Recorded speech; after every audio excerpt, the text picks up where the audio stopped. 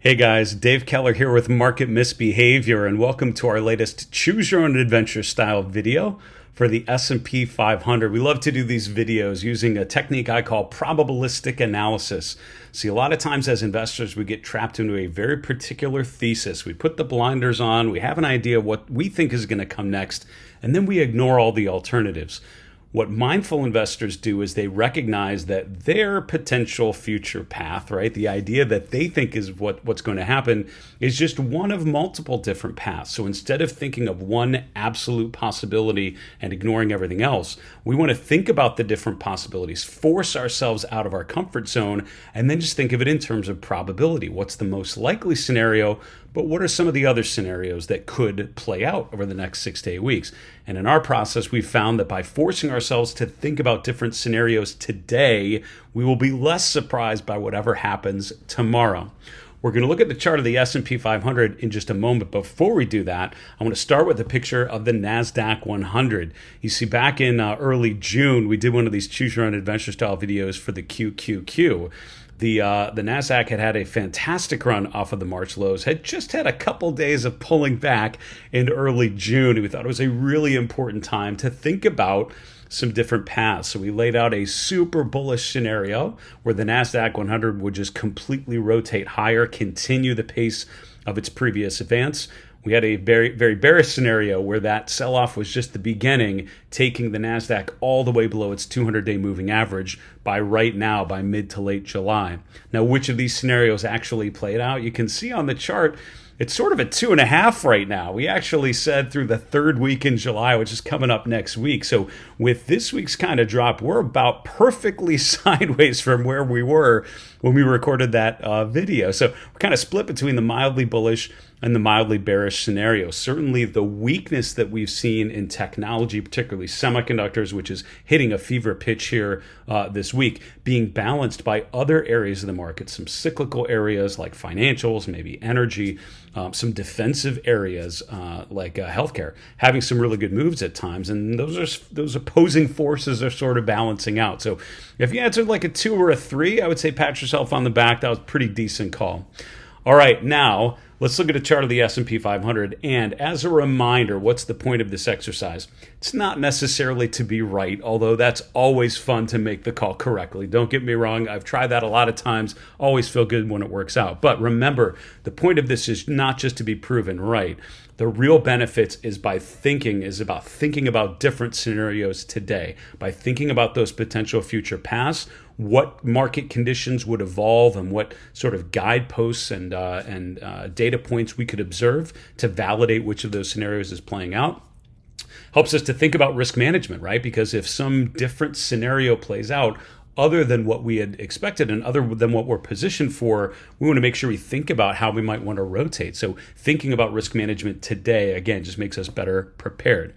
So here's what we're going to do. I'll lay out the 4 different scenarios for the S&P over the next 6 to 8 weeks. I would encourage you to listen to all 4, then drop a comment here on my YouTube channel with your vote. Which of these 4 do you see as most likely, and why? What is the main reason why you see that as the most likely scenario? Now, after you've voted and after you've put in your justification, then take some time to read the other votes and the other conversations. I've found having a good, healthy bull-bear debate with other investors, maybe with opposing point of view, in a healthy way can be so valuable. And that's some of the most helpful ways that I've been able to refine my own thesis, is by having good conversations with others that have different perspectives. So I hope you're able to participate all the way, watch the scenarios, drop your vote.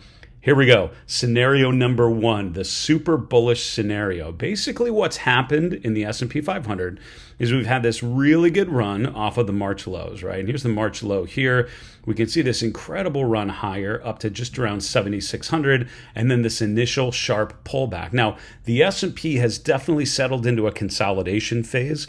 I sort of initially labeled this as sort of a, what we call a coil pattern, which is a pattern of lower highs and lower lows, in which case we've now broken out of that coil pattern to the upside, pretty bullish. We pulled back recently to an ascending 50-day moving average, and essentially that held, which is arguably pretty encouraging. So the super bullish scenario would basically say what we've seen over the last couple weeks, which is kind of choppy but generally moving higher, that pace continues. So if you look at the angle of arrow number 1, kind of means what we've seen in the last couple weeks just kind of continues. And we keep making higher highs and higher lows, which would take us all the way to around 7,800 by the end of August. What this would mean, right? What would need to happen? I would argue that the weakness we've seen in big semiconductors like Micron and SanDisk, that would have to stop. We would most likely need to see the semiconductor ETF like the SMH rotate higher. It's been weaker here in July. That would have to start rotating to a period of accumulation. There's just no way I can see the S&P moving meaningfully above 7,600 without semiconductors, which have been the engine of optimism in 2026 and honestly in 2025 as well. Without that, I just don't see how we could continue the pace that we observed in Q2, which was that huge rally off of the March low, right? We have to have semiconductors. So bullish scenario number one means semiconductors revert higher and just make new highs and just don't stop. It would also mean that other areas of the market would also follow up. Everything would be kind of dragged up as a rising tide lifts all boats. Rates would most likely have to remain relatively low. The inflation data that we saw this week hopefully inspires investors to, in this scenario, would inspire investors to think that the Fed's most likely not going to raise rates anytime soon, and if so, not by much. As a result, the market takes this as a very encouraging sign. Stocks go higher, bonds probably go higher, cryptocurrencies go higher, gold and silver go higher. We're back to an everything bull market, and everyone's super optimistic about it. That would be scenario number one. Keep in mind, we are right at the beginning of Q2 earnings here, so the earnings would have to be remarkably strong, particularly in the growth sectors, for scenario number one, the super bullish scenario, to play out.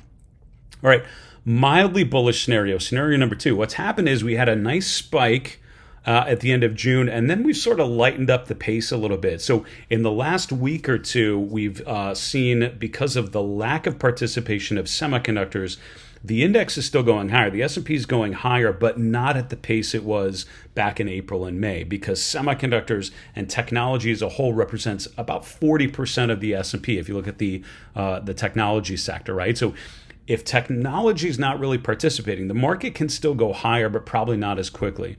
If other areas of the market, like financials and healthcare and industrials and materials and communication services, if these sorts of sectors continue to show strength, but technology is struggling, it could be more of a leadership rotation. If semiconductors aren't a part of the story, I would say the pace most likely has to slow, but we could still slowly grind higher. So scenario number two, the mildly bullish scenario, is more of a low volatility uptrend, right? More of a sort of grind higher. There's enough things working that we're able to sort of go, continue that upswing. I would say similar to scenario number one.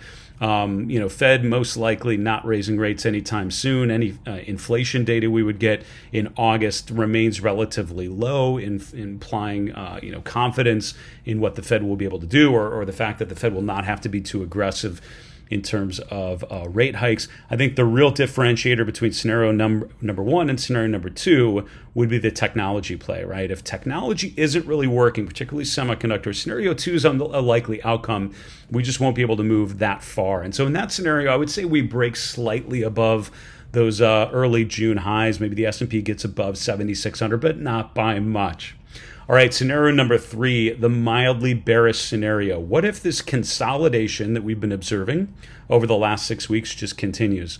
And what if the S&P continues to be range bound between around 7,250, 7,300 on the lower end and 7,550, 7,600 on the upper end? You could think of this as sort of a little rectangular pattern here, right, that we've observed over the last 6 weeks. And so I would say scenario number three basically means we've rallied up to the upper end of that consolidation pattern, and probably we start to rotate back lower. This would actually follow some of the seasonal tendencies that we've been observed, because even though July tends to be a pretty good month, August, September, not nearly as much. Often, particularly in a midterm election year, we'll get a major low going into September and October. So I would say the mildly bearish scenario would mean the market starts to follow that traditional seasonal pattern pretty well.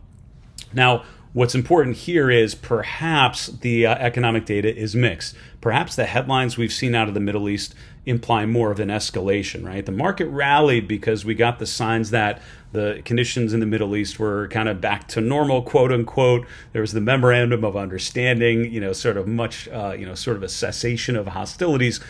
all of that's changed. The memorandum of understanding kind of out the door, conflict escalating every day, more actors getting brought in. So I would say scenario 3, those conditions continue to bubble higher. There's more and more uncertainty. Most likely volatility increases in this scenario, and the VIX starts to push up toward 20 as options investors recognize there's some potential areas of concern. I would say scenario number 3, the other thing that could be a part of this is maybe rates continue a bit higher and we continue to see a push upwards. Maybe there's a little speculation as inflation creeps back up that the Fed will maybe not be able to hold off as long as we maybe was implied with the most recent discussions, and we're once again thinking about rate hikes between now and year end. So scenario number 3, the mildly bearish scenario, I would say growth sectors generally are struggling.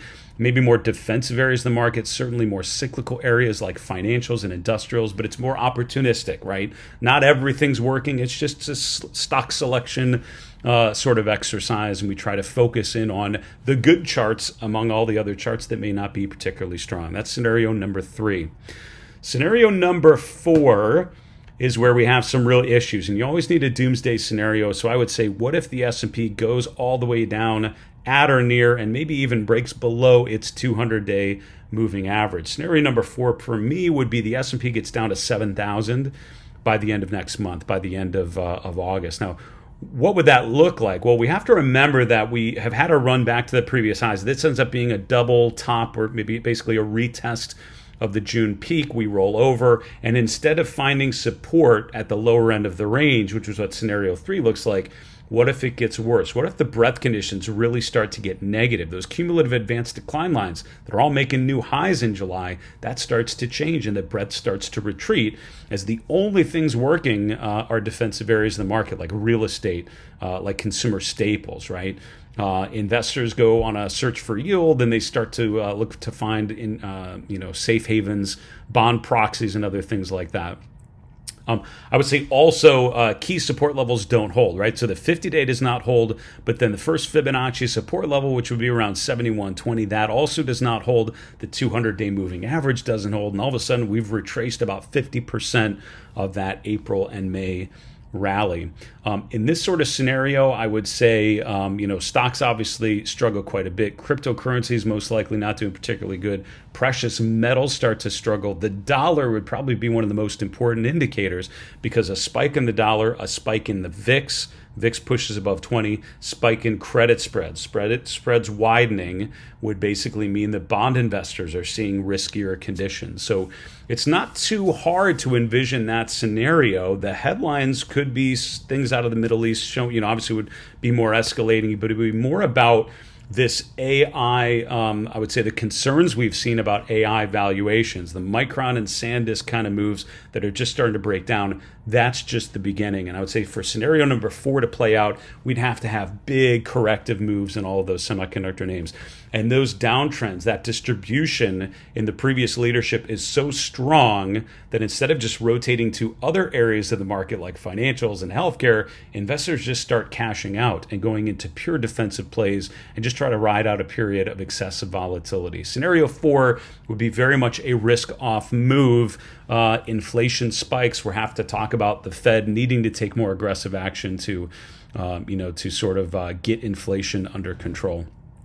There you go. Those are the 4 different potential scenarios that I see between now and the next 6 weeks, taking us to the end of August. As a review, we have the super bullish scenario, scenario number 1. The S&P just resumes the uptrend phase that we've seen before.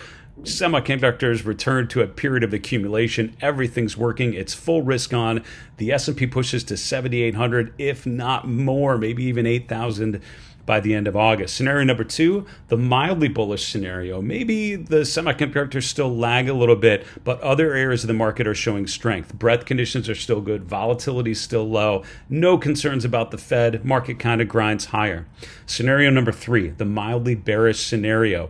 This recent rally that we've seen rotates down, and the weakness that we've seen in Micron and SanDisk and other semiconductors continues. And unfortunately, that starts to really weigh on other areas of the market. Maybe some of the economic data implies an overheating economy, right? Return to inflationary pressures as conditions in the Middle East get a little bit worse, and people are worried about higher crude oil prices. And as a result, we're down to the lower end of this consolidation phase we've been in since the end of May.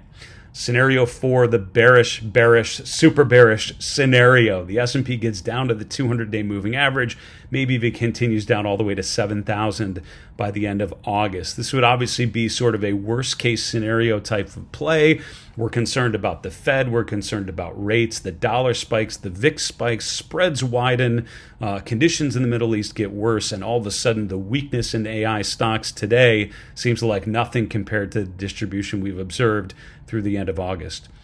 If you wouldn't mind, take a moment right now, think about those 4 different scenarios and their implications.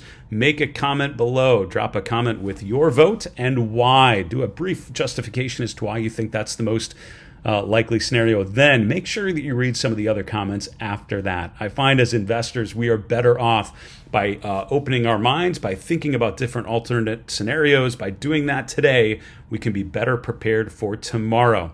Don't forget to watch our market recap show, Chart This with Dave Keller, every weekday after the close if you want to track along and see which of these 4 scenarios actually plays out real time. In the meantime, my name's Dave Keller with Market Misbehavior, reminding you it's always a good time to own good charts. Take care, folks.